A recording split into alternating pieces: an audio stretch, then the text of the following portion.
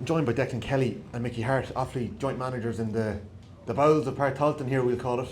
Disappointing, lads, you were 10 clear at half time, but you were against a significant breeze in the second half, and Meath caught you by the end. Give us your take on it, Declan. Yeah, we obviously started well. There was a significant breeze there, but at half time we would have been happy, but still we would have felt we probably left a few scores behind us at half time. Probably should have been a little bit further up, and we would have spoke obviously about a bit of an onslaught that was probably going to come at you, which was expected to come anyway.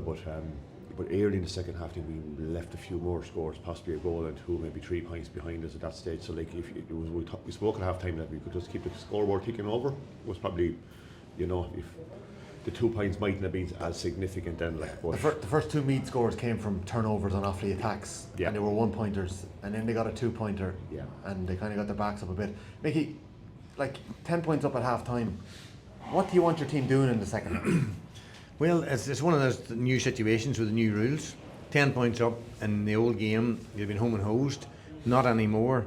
And I think it's a problem, not because we got beaten today, but I think it's not exactly the right thing to get 2 points for scores from outside 40 metres now, since there isn't 15 behind the ball. I can see why it had been introduced at the time there's 15 behind the ball, so you're encouraging people to punish defenders who stayed too deep. But with only 12 players now available to be back, there's plenty of room to get scores and to get 2 points for that. I'm not sure that it's such a wonderful thing. People get tired of these sight of this 2-pointer thing. There's not a lot to it. If somebody has the power and the bit of skill, he can shoot these over. The certain players can shoot them over, and that's almost worth a goal. And I think it takes away even some of the opportunities of people trying for goals, because they know there's 3 of them and you have 2 goals. Why bother going into the nest and trying to score a creative goal? So that's a part, but that doesn't excuse us for today. We didn't make use of it when we had it, as well as Meath did in the second half. And we dropped 3 short, and 2 of them would have been 2-pointers if they'd gone over. In the first half? In the first half. 3 in the bounce, I think. Yeah, and we missed a free that we decided to take out and missed that one before we let Paddy at them. And and again, as Declan says here, we missed chances at the start of the second half. So we don't have a lot of people to blame for this, and Meath deserve a lot of credit, because they were overrun in the first half and must have been in a poor enough state of mind at half time, and to come out and do what they did, they can be very proud of what they did, and well done to them, because it was an amazing recovery and very hard to take for the team that's ahead by that much. But look, it's one of life's lessons in sport, that you can take nothing for granted, and if our players can learn something from it, it's a hard lesson, but that'll be the only outcome that'll be positive if you learn the hard lesson. Yeah, for sure. Declan, like, as we know, it's a young group that you guys are bringing on a journey here. You've been with them for quite a while. Last year you got to the Leinster semi-final, but the Tailteann Cup campaign, for want of a better phrase, the arse fell out of it. Like, a couple of players went away for different reasons, and they're young footballers with lives to live. How do you make sure that Offaly's 2025 doesn't fall to the same fate? Yeah, it's a good question, because we're only talking about historically, Offaly don't really embrace second-tier competitions. Like, that's been even pre-Tailteann and qualifiers, never, we didn't embrace them. But like, the reality of it is, for us, we've made progress to get up to Division 2, and you'd be hoping, you need to stay in Division 2 next year to get into the All-Ireland series realistically, and even at that, the way things is going, you may have to be at the top end of Division 2 to stay into it. So for us, it's an avenue that we're going to have to embrace, because to try and, if you win the Tailteann Cup, you're in the All-Ireland series next year. It guarantees you that. But there's a lot of very good teams in this Tailteann Cup. Looking at some of the teams that are going to be in it for this year, it's not going to be easy. A lot of teams that are probably getting a bit of form, even at the latter end of the league went on, maybe in Division 3 and that, and there's not a lot of difference between a lot of the teams in it. So, but it's something we're just going to have to embrace. That's the reality of it, because it's something the county hasn't embraced. Yeah. But we just have to.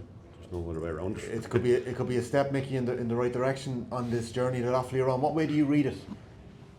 Well, look, the competition has now gained more importance than it used to have. People are taking it seriously, and why not? This is the championship that you find yourself in, and it is a championship, and there's a round robin opportunity first of all, so there's games available, so you get to test out more players and more situations, and there's a title to go after, and so I think it'd be foolish not to chase it. and it doesn't matter what the history or the record has been in the past. It is something that will be very important even for going to Division 2 next year. You just can't switch off now and say jump back when Division 2 and find yourself Meath and several teams are above them in Division 2. So it's not going to be an easy place to be, and if you're not prepared for testing yourself to the higher standard and getting more game time and finding out more about players, then you're going to go into that on a very poor frame of mind. So I think we have got to take it as a very important opportunity for development. Mickey, Harte and Declan Kelly, thanks for chatting to us. Best of luck to Offaly in the next step. Hard luck today. It was looking good at half time, but as you said, you can't take anything for granted, Mickey. No, thank you. All the best, lads. No. Robbie Brennan, 10 points down at half time. Your Meath team turned it on the second half. 17-point swing. Must be happy with that. Yeah, delighted. Obviously disappointed with the first half, Tommy, and how it went. But I suppose the spirit and the fight we showed in the second half was incredible. And overall, just delighted for the lads. We were able to get it done. Look, there was a significant breeze out there. This game wasn't televised. There might be highlights later on, but a breeze doesn't win a match either. As well, a 10-point lead in these new rules are different. How did you approach it? Because you couldn't force it either at the start of the second half. No, and that can be a problem if you start doing that. You go for it too much. But look, I think we'd 5 scores and 14, whatever it was, poor shots in the first half. So we knew we were creating it, just we hadn't executed them. So that was the main focus. Could we do that and get a bit more pressure on the ball and help out our defence a little bit more? And thankfully the lads did that. It wasn't just the scores though. Like across the field, you shaped up, didn't you? There was sloppiness in the first half. There was a couple of 3-up breaches. I think there was one more in the second half. What do you think fed into that, and why did it switch after the break? Hard to know. You come off the back of the Carlow game, where we played obviously reasonably well for a long period. Maybe a bit of that as we came in, but certainly not underestimating Offaly or anything like that. As we knew they were a good side. So, but as I say, the overriding feeling is that we were able to turn it around. That's the big key to it. There's a lot of players out there that are quite young into their inter-county journeys. I think Conor Duke, for example, right, makes a couple of brilliant fetches. Maybe had a couple of little mistakes in the game, but then steps up and gets the ball rolling with back-to-back 2-pointers, back-to-back birdies, you might say. Like unbelievable. And seeing a young fella like that drive the team on is a big thing. Yeah, he's I keep saying he's a brilliant kid. We'd be laughing saying he's a kid, but no, a brilliant attitude. He just comes, does what he does, and sometimes when he swings like that and they go over, it's a joy to watch. Yeah, look, the departure of Martin Corey and Joe McMahon, there still seems to be an air of mystery about it all, because I don't think anyone has got an answer on it. Even the players were talking during the week that they just were caught in the hop and they don't really know. There was a strong statement from the Meath footballers in the second half today.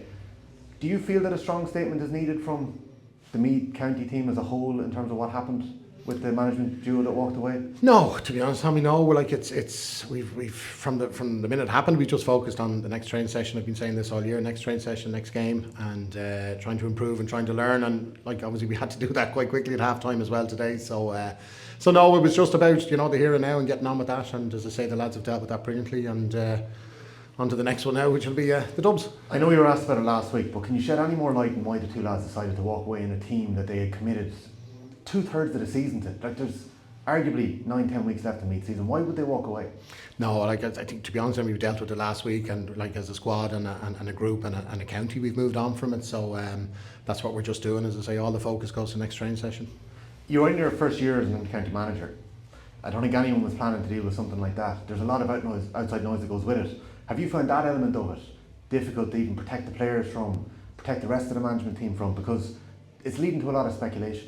Yeah, and look, we say we don't deal in speculation here. We've enough to be doing on the pitch and trying to get the lads ready for the next game. So no, and look, they're a brilliant group in there. Like I keep saying, they're a very intelligent bunch of young men, and some fine guys in there, well able to look after themselves. So no, it's just a case of roll up the sleeves and keep going.